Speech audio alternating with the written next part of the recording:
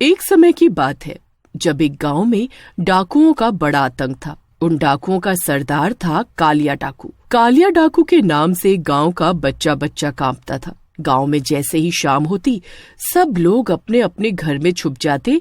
एक दिन की बात है जब मंगू खेतों पर काम कर रहा था कि तभी मोहन उसे बोला, अरे भैया, अभी तक यहाँ क्या कर रहे हो? देख नहीं रहे शाम हो गई है। हाँ बस मैं अभी यहाँ से निकल ही रहा था। हाँ भैया जल्दी चलो, वरना कहीं कालिया डाकू अपने आदमियों को लेकर आ ना जाए। है भैया, बस जा ही रहा हूँ। मंगू अपने खेतों का काम निपटा ही रहा होता है कि तभी वहाँ उसे ढूंढते ढूंढते उसकी बेटी लीला आ जाती है। मंगू उसे वहाँ देख बड़ा परेशान हो जाता है। अरे लीला बेटी, तू यहाँ क्या कर रही है? बाबूजी, मैं तो आपको ही ढूंढने आई हूँ। माँ कब से आपकी राह देख रही है और आप घर नहीं आए, इसीलिए उन्होंने मुझे आपको बुलाने भेजा है। ठीक है, चलो जल्दी घर चलते हैं। मंगू और लीला दोनों घर की तरफ आने लगते हैं कि तभी कालिया डाकू की बंदूक की आवाज आती है। क्या बात है, गांव में अभी से इतना सन्नाटा छाया हुआ है। लगता है सब मेरे डर से जल्दी सो गए। कालिया डाकू की आवाज सुनकर मंगू और लीला की हालत खराब हो जाती है।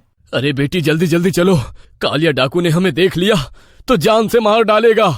मंगू इतना बोलता ही है कि तभी पीछे से आवाज आती है। मंगू और लीला पीछे मुड़कर देखते हैं तो पीछे कालिया डाकू होता है और उसके हाथ में लंबी सी बंदूक होती है। कालिया डाकू की नजरों से आज तक कोई बचा है जो तुम बचोगे? सरदार हमें जाने दो, छोड़ दो हमको। अरे अरे अरे अरे, इतना डर किस बात का है भाई? मैंने अभी कहा तुमको कुछ कहा। कालिया डाकू बात तो मंगू से कर रहा होता है पर उसकी नजर लीला के ऊपर होती है। वो लीला की खूबसूरती सर से पांव तक देख रहा होता है। ए लड़की, नाम क्या है तुम्हारा? ये मेरी बेटी है, इसे जाने दो सरदार। अरे ओ, मैं तुझसे नहीं इस सुंदरी से बात कर रहा हूँ। दूर हटो मुझसे, समझे? अच्छा जी, इतना गुस्सा? आज तक किसी ने इतनी हिम्मत नहीं की जो मुझे ऐसे बोल सके। तुझे तो मैं अभी बताता हूँ। और उसे अपने साथ ले जाने लगता है। बेचारा लीला का बाप हाथ पैर जोड़ता रह जाता है और रोने लगता है, पर कालिया डाकू उसकी एक नहीं सुनता। इधर लीला खुद को छुड़ाने की खूब कोशिश करती है पर कालिया डाकू को उस पर भी तरस नहीं आता। मुझे जाने दो, मुझे मेरे बाबूजी के पास जाने दो। मुझसे गलती हो गई, मैं ऐसे नहीं बोलूंगी अब, मुझे माफ कर दो। मुझे तू एक नजर में भाग गई थी और अब मैं तुझसे ब्याह रचाऊंगा। नहीं, कभी नहीं, ऐसा कभी नहीं हो सकता। कालिया डाकू उसे अपने ठिकाने पर ले जाता है और उसे एक कमरे में बंद कर देता है। उसके बाद वो पंडित को बुलाकर उसे जबरदस्ती शादी की तैयारी करता है। लीला को जब कुछ समझ नहीं आ रहा होता तो वो कालिया डाकू की बंदूक उठाती है और उसके सर पर रखकर गोली चला देती है। कालिया डाकू उसी वक्त मर जाता है। आज इससे सबको छुटकारा मिल ही गया, मार डाला मैंने इसे। लीला वहाँ से फटाफट भाग जाती है। लीला जैसे ही अपने घर पहुँचती है तो उसके पिता और उसकी माँ उसे देखकर बड़े खुश होते हैं। मेरी बच्ची तू आ गई, मुझे यकीन नहीं हो रहा। आखिर तो उस कालिया डाकू के चंगुल से कैसे बचकर भागी? हाँ बेटी, आखिर तू कैसे बचकर आई? मैंने उसी की बंदूक से उसे मार डाला। ये बात सुनकर लीला की माँ और बाबूजी दंग रह जाते हैं, पर वो खुश भी होते हैं कि आखिरकार उनके गांव को कालिया डाकू से छुटकारा मिल गया। वो ये बात किसी को नहीं बताते कि कालिया डाकू को लीला ने मारा है। पर जब गांव वालों को कालिया की लाश मिलती है तो वो खुशी से झूम उठते हैं।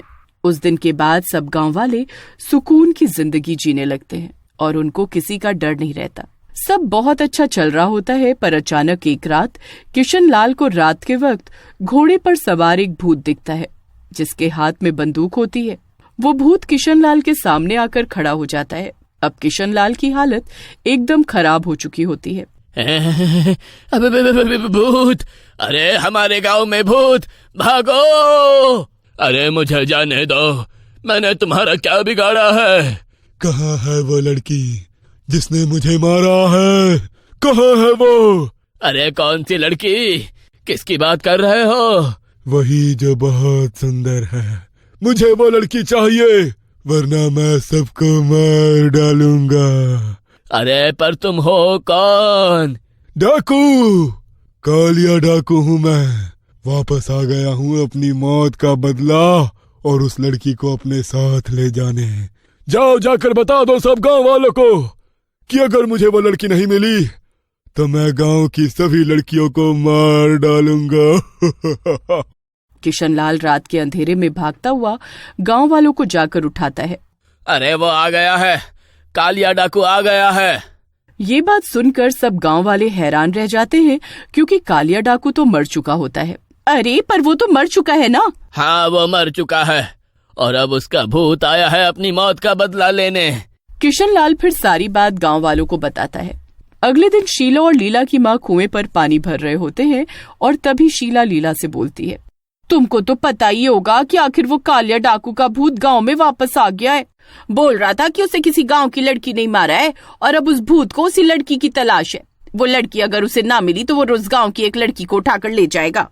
घर जाकर वो सारी बात लीला और उसके बाबूजी को बताती है। हे भगवान, ये क्या हुआ? अब हम क्या करेंगे? अगर गांव वालों को पता चल गया कि उस कालिया डाकू को मैंने मारा है तो वो मुझे उसके भूत के हवाले कर देंगे। मुझे उसके पास नहीं जाना माँ, मुझे बचा लो। अरे तू चिंता मत कर, तू घर में रहना और बिल्कुल भी बाहर मत निकलना, समझी? उस भूतिया डाकू को कुछ पता नहीं चलेगा। अब लीला घर से निकलना एकदम बंद कर देती है और रात को कालिया डाकू का भूत गांव में रह रही कविता नाम की लड़की को उठा लेता है। अरे बचाओ मुझे, अरे कोई मुझे इस भूत से बचाओ।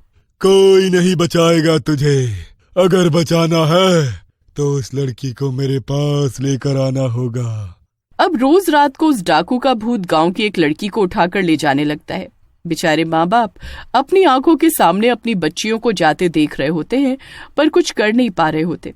अरे आखिर है कौन वो लड़की जो हमारी गांव में रहती है और उसने उस डाकू को मारा? अगर वो लड़की उस भूत को नहीं मिली तो वो तो गांव की सभी लड़कियों को ले जाएगा। हमें जल्दी उस लड़की को ढूंढना होगा।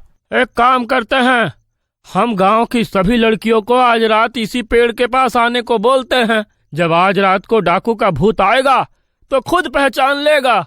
ये सब बात वहीं खड़ी लीला की माँ सुन रही होती है और वो जल्दी से घर जाकर ये बात लीला और उसके बाबूजी को बताती है। लीला ये सुनकर घबरा जाती है। अब रात हो जाती है और सभी लड़कियां पेड़ के पास आकर खड़ी हो जाती हैं, पर लीला वहां नहीं आती। वो घर पर ही छुपी हुई होती है। रात को जब उस कालिया डाकू का भूत आता है तो सब लड़कियां घबरा कर कांपने लगती हैं। अरे वाह, आज तो लगता है सभी गांव की लड़कियां आई हुई हैं। मजा आ गया। हाँ, हमने आज गांव की सभी लड़कियों को बुला लिया है। जिस लड़की की तुमको तलाश है वो इसी में कोई है। बताओ कौन है वो? आखिर हमें भी जानना है और उसे तुम ले जाओ अपने साथ। बस बाकी सबको छोड़ दो। ये तो तुम सबने बहुत अच्छा किया। कहाँ है वो लड़की? कहाँ है?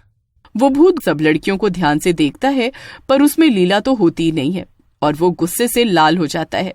वो लड़की नहीं है यहाँ। कहाँ छुपाया है उसको तुम सबने? अरे हम तो सभी लड़कियों को लेकर आए हैं, हम ऐसा क्यों करेंगे? आखिर कौन है वो लड़की जो आज यहाँ नहीं आई? लीला नहीं है यहाँ और मैंने उसे बहुत दिनों से नहीं देखा। हाँ सही कहती हो, मैंने भी कब से उसे नहीं देखा। पहले तो रोज नहर पर आती थी। अब पिंकी और शीतल लीला का नाम ले देते हैं और गांव वाले तुरंत लीला के घर जाते हैं। वो लीला को बाहर आने को बोलते हैं, पर वो जाने से इनकार कर देती है और रोने लगती है। मुझे बचा लो माँ, मत करो उसके हवाले। मेरी बेटी को मत लेकर जाओ। वो डाकू इसे उठाकर ले गया था और इससे जबरदस्ती शादी कर रहा था, इसलिए इसने उसे मार डाला। इस लड़की ने खुद को बचाने के लिए उसे मारा, पर अगर हमने इसे उस भूत के हवाले नहीं किया तो वो गांव की सभी लड़कियों को अपने साथ ले जाएगा। ये सुनकर लीला को बाकी लड़कियों के लिए बहुत बुरा लगता है और वो खुद ही उस भूत के पास चल देती है। उसके माँ बाप उसे बहुत रोकते हैं, पर वो किसी की नहीं सुनती। जब वो उस भूतिया डाकू के सामने पहुंचती है तो उसकी खुशी का ठिकाना नहीं होता। मिल गई। आखिरकार मुझे ये मिल ही गई। अब मैं इससे शादी करूंगा। पर उसके लिए तो मेरी जरूरत होगी ना। चलो मैं तुम्हारी अभी शादी करवाता हूँ। भूतिया डाकू इस बात पर राजी हो जाता है, पर पंडित सब गांव वालों के सामने लीला की शादी उस भूत से करवाने लगता है। भूत बड़ा ही खुश होता है, पर उसे इस बात का जरा भी अंदाजा नहीं होता कि उसके साथ क्या होने वाला है। जैसे ही वो भूत अपने हाथ से पंडित की दी हुई सामग्री अग्नि में डालता है, वो उसी में भस्म हो जाता है। मिल गई इसे मुक्ति और हम सबको भी। गांव वाले खुशी से झूम उठते हैं। लीला और उसके माँ बाप भी खुशी से रोने लगते हैं। सभी लड़कियां वापस आ जाती हैं और पूरा गांव खुशहाली की जिंदगी जीने लगता है।